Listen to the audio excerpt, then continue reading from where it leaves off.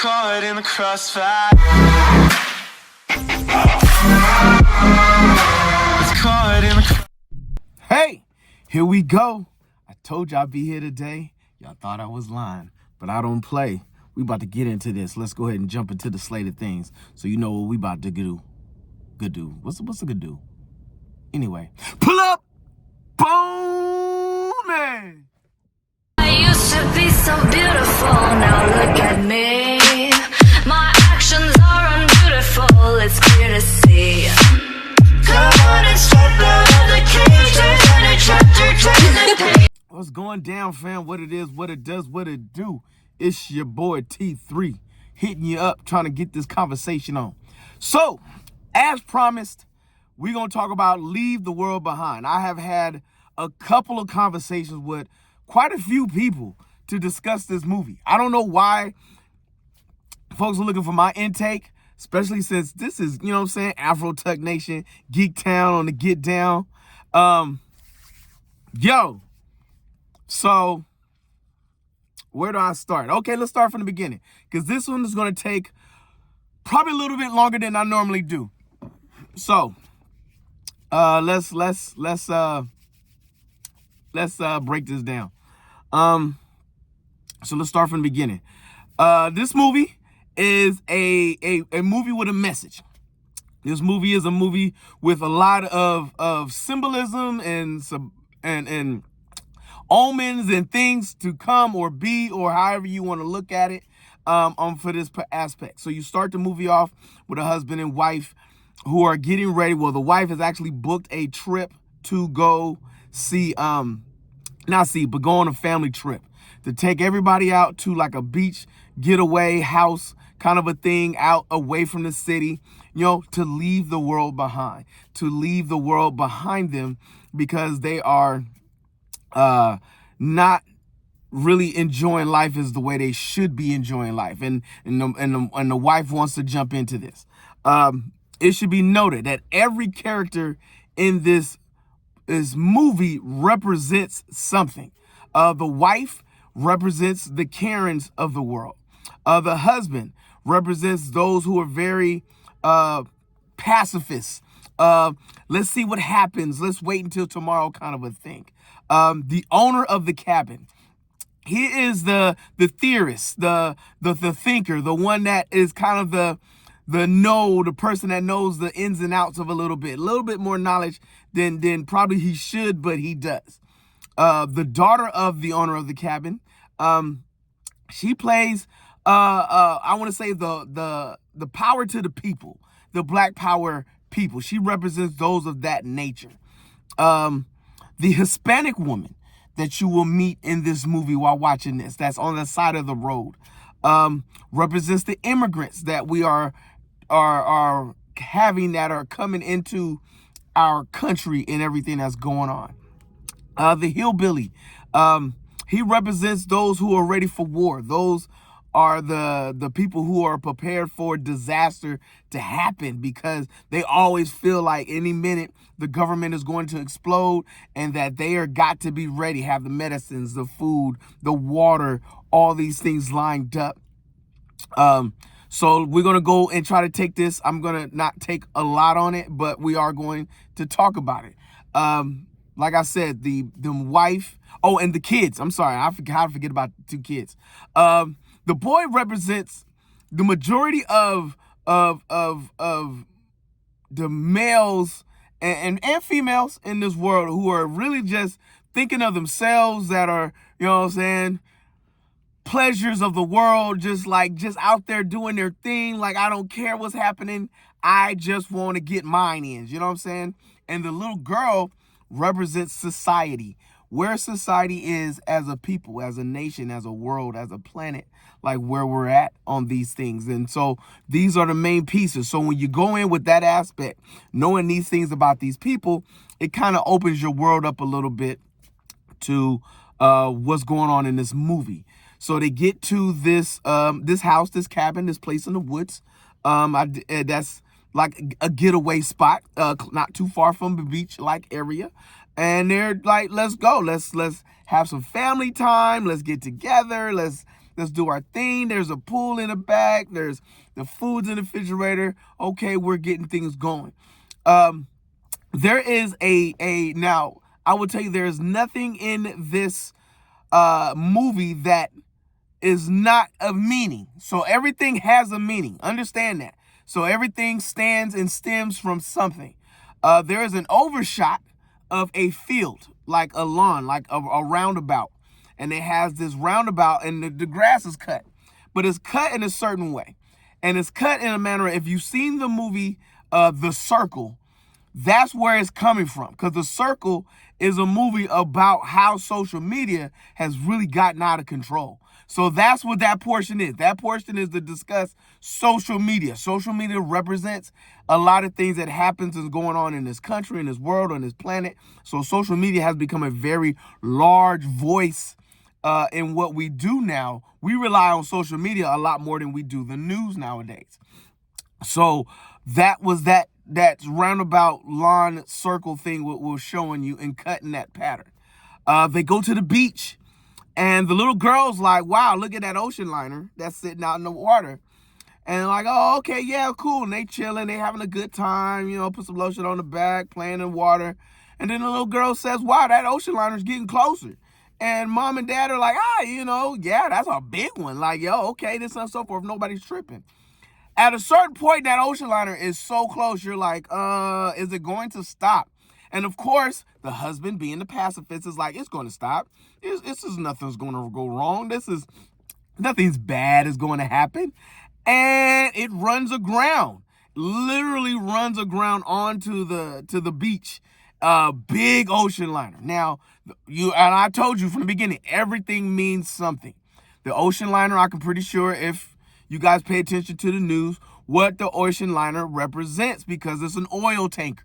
An oil tanker represents the countries that we are actually in war with when it comes to oil and everything that's happening. Okay, so now that's the first big disaster. They go back to the house, and all of a sudden there's deer. Now, you'll see deer all throughout this movie. You'll see deer coming out of the bushes. You'll see deer like laid out in the background. There's a portion of in the movie where the deer is so close to you that you know this male deer is getting ready to kill this girl. Okay, so what do the deer represent? Again, symbolism. The deer represents danger. Everything that is happening is like these signs of danger are showing up, and we aren't paying attention to it. We aren't paying attention to the danger that is happening out there. We'll see the signs, but we'll be like, oh, it's fine. Nothing's out there. Like, I see the red flags, but we're going to ignore them. Okay, so the couple and the family back at the house, and then the owner shows up that they rented the house from. But of course, they can't prove that they're the owners of the house, and the wife is super suspect, which she should be, because, you know, you're not trying to let people up in your house. But the wife is extremely aggressive, like aggressive for no reason. Like, if you watch her, she steps into people's bubbles like she gonna do something. But knowing doggone well, if you pushed her in the face, she crying for the police. Karen. Okay? And what does the husband say? Oh, well, honey, let him in. It's okay. You know, I'm sure everything is fine. He's telling the truth, this and so forth. The young black girl that is a part of with the owner of the house does not like her at all, because she sees her as like how we see society and how we see things, especially in the black community, how we see people and how they see us and how they treat us and how they do us and all the rest of these things. So she represents that faction of the community. Even when you go to her room, she has the Power to the People posters, the African posters, the heritage posters and pictures and frames of history, of black history that's in there. The dad is super secretive. Like, he comes off super sus. You know what I'm saying? When you come across him, like, you not sure where he stands. Like, is he a killer or is he about that business? Well, you later on find out he's about that business, because he's a man who has a lot of information about a lot of things that's going on. And so he has things that is planned. Okay. So there comes a point in the movie where the husband goes off because he's like, they're trapped at the house. They can't really go anywhere because of things that's going on in the city. They're not understanding what's happening.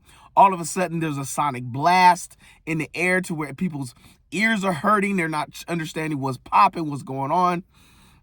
The husband, he goes off to go try to get some more food, waters and stuff like that. Mainly he needs to get away because his wife is driving him crazy because he's just like, yo, I'm just trying to survive here, people. Just trying to survive. And he gets lost. And of course he comes across the immigrant woman in the fields. And so he stops to help. But of course he doesn't speak Spanish. So he has no idea what to do. He has no idea what's going on. She's crying. She's pleading for help. She needs him to come, but he's like, baffled and confused. Again, everything's about symbolism. We have a lot of immigrants who are coming into the U.S. who do need help, who do need support. And we as a people don't always know what to do. We don't know, do you really need help? I don't know how to help you. So what I'm going to do is I'm going to roll up the window and drive off and pretend you're just not here. You know what I'm saying? So that's what went down. But then all these leaflets started flying at him because a drone is flying at him. And these leaflets are carrying messages from like a group like Hamas or Saddam Hussein, like death to America is pretty much what it says on there. You know what I'm saying? That's what it's talking about. But later on, you find out these leaflets are also being dropped in different portions of the world and the city with other countries like Japan and Iran and all these other spots are getting different style of leaflets. Again, you get hit with another sonic blast. Okay. At this point, the wife is flipping out. She don't know what to do. She don't know what's going on. She was like, here, you keep your house. I'm bouncing. You know what I'm saying? So they bounce and leave, but all these white Teslas are blocking the road. Again, everything's about symbolism. Every Tesla is the same color, same make, same model, brand new, but there's no understanding of why they're crashing into the road. Well, portion of the sonic blast is messing with the electronics of the cars, which is blocking the road. Society is so stuck on keeping up with the Joneses that we're cluttering our life with things we don't need. Just like the backing up of the cars. And just like everything else, we're driving so hard to keep up, it's still coming at us like 100 miles an hour. And another Tesla's coming out of nowhere and crashing into other Teslas. So now they got to bob and weave, get out the road, get back to the house. Now, another thing that is happening that I've neglected to tell you is at this point, TV signals are out. Radio stations is out. Nobody can get a signal out. Nobody knows what's happening elsewhere. Nobody knows what's going on. Nobody knows, oh my God, why is somebody hitting me with the high beams like we in the middle of the night? Good Lord. Anyways, let's fix that. Thank you. So all these things are causing confusion, panic, terror. Okay, now, this whole time, this little girl is fixated on Friends. She has to finish and see the last episode of Friends. There comes a point where the little brother even asked her, why are you so fixated on this show? Like, we get it. The Wi-Fi don't work. Nothing works right now. Why are you tripping? You know what I'm saying? And what did she say? They're the only things that make me happy. They're the only things that brings some kind of joy to my life. You know what I'm saying? How is that not us right now? We're so fixated on social media, on TV shows, on streaming services, everything, that we're so fixated that this has become the happiness in our life. Our lives are no longer the happy portion. Our times with our friends, family, and loved ones are no longer enough. We rather indulge in something fictional and something not real to find or appease or get our happiness in there. Okay. So now we're at a point to where now the little girl is wandering into the woods, and this and so forth, and she disappears. Now, with the sonic blast and everything else that's happened, the wife and the gentleman that owns the house are having a drink together. Thankfully, they didn't sleep together, because I was really scared for that situation. He's concerned that his wife is still missing because her plane, and she hasn't contacted. He actually goes to a neighbor's house who has a satellite phone, and he can't even get a signal through the satellite phone, which really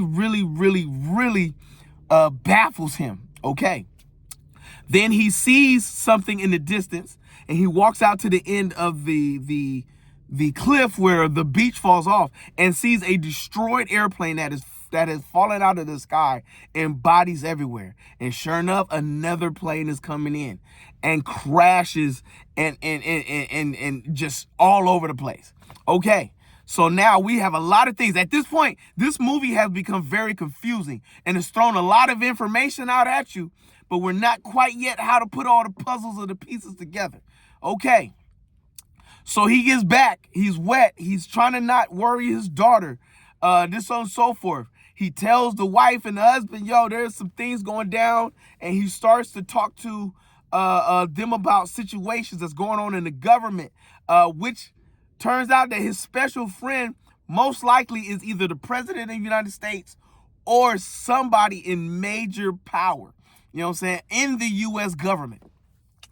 They did not specify. I am only speculating, but just based on the conversation that they had, this person that he talks to ain't stupid. You know what I mean? Like they know what's popping. Okay.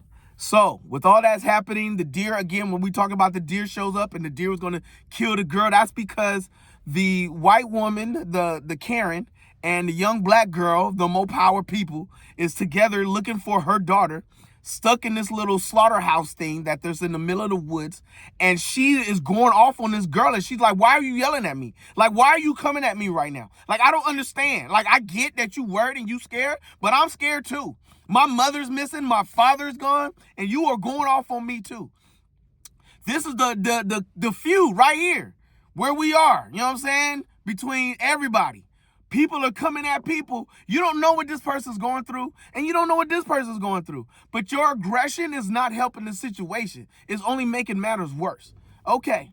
So then, of course, she steps out of the cabin because she sees the mother that leaves to go see, because she see a house in the distance, and the girl is surrounded by deer, surrounded by danger. So now all of a sudden, her and the girl are one person, and she goes back and protects the girl.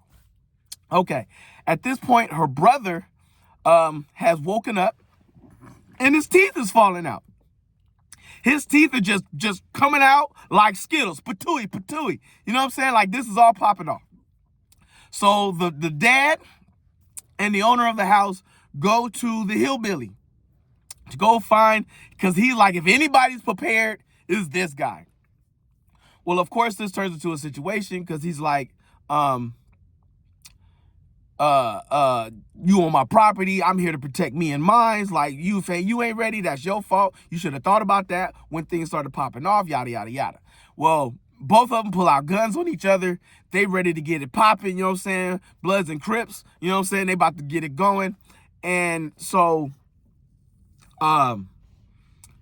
it turns into a very hostile situation to where even the dad, the pacifier, is like, look, man, we will leave. Like, it ain't that serious. My son could just lose all his teeth. We'll find a dentist. You know what I'm saying? And so they end up doing a bartering system. He's getting medicine for his son to try to help him. Before he leaves, the guy says it's the Japanese that are attacking us. You know what I'm saying? Because let's go back. The TV and Wi-Fi isn't working. We can't radio anybody. Cell phone signals are out. We got a sonic blast that keeps blasting all of us this in the ears and causing confusion. Everything is just going crazy around them. Nothing is making sense. Planes are falling out the sky. Ships are running amok and running on land. Everything is happening, and all these things are going on. And so the owner of the house comes up and sits in the car and says, I need to know where you stand. Like, when things get to popping, I need to know, are you down for what's about to go down. So he begins to break down everything he knows about a strategy to crumble an empire, crumble a nation from within, to get to people to the point to where they are so immensely fighting among themselves that when it's time for the enemy who's ever causing these attacks to come in, it will be an easy takeover. Civil War. Civil War is about to go down. Civil War is popping. Well, with that being said, the little girl who is missing and they can't find is in this house. And she finds a bunker. This house has a beautiful bunker, stocked with food, stocked with living quarters, stocked with beds, stocked with a couch, a TV, power, energy, water, like everything you need. Like any other person would go find a family and be like, hey, come, let's go. Like, I know where we can be safe with everything that's happened. But what does she see? She sees on the wall, these people have a plethora of movies and shows and genres because they're prepared to be there for years and are okay with the situation. And what does she find? She finds a case with Friends, and she can finally watch the last episode of Friends that she's been complaining about this entire time. And all of a sudden, while she's looking at that, her mother sees an explosion happening in the city and another explosion happening in the city. And all of a sudden you hear weapons being shot, automatic guns. People are fighting amongst themselves because when the hillbilly told him it was the commies and then somebody else, they got leaflets from Iran, it was mass hysteria and confusion. And so the little girl who's in the house doesn't even hear all of this, pops in her episodes of Friends, sits down to watch the final episode of Friends. And this is where the movie ends. And I know a lot of people are upset with how this ended. They was like, that's the stupidest ending. But the ending is symbolic because with all the chaos and all the things that is happening, all the things that we see on the news, all the scenes, all the danger that we see with the deer, all the panic that we see around people, all the anger, all the frustration, to the point to where we are now fighting and killing ourselves, that the enemy, whoever is attacking, is sitting back watching on a big screen TV. We as a people are more concerned in what's on Netflix and Hulu and Peacock and all this stuff, because that is our happiness. And we would rather sit in our happiness than deal with reality. And so we would rather sit and watch the last episode of Friends instead of really dealing with what's really going on in this world, what the reality of life is. So this is Leave the World Behind. This is what this particular movie is all about. Now, does it have its political standpoints? Yes. Does it have its lines that it draws a line in the sand for this or that? Yes. This is one person's message to whoever they're sending the message to this country, to these people, whoever the case may be. I am not here to discuss the politics of it. I'm not here to discuss what side of the line I stand on, what politic lane I'm in. I just wanted to break this movie down to you. Then you can come up with your own thought process, your own feelings, your own emotions on what was going down.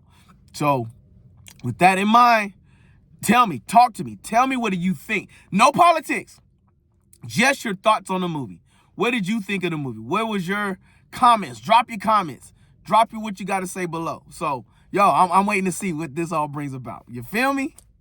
A few moments later. All right, folks, I done talked enough for the day. You know what I'm saying? Like, I done had my field of words with people at this point. So with that in mind, keep it in, my friends. Know it's about to go down. So if you see your mans in the streets, hit them with the beats and hit them with a jingle jangle, baby. Jingle jangle.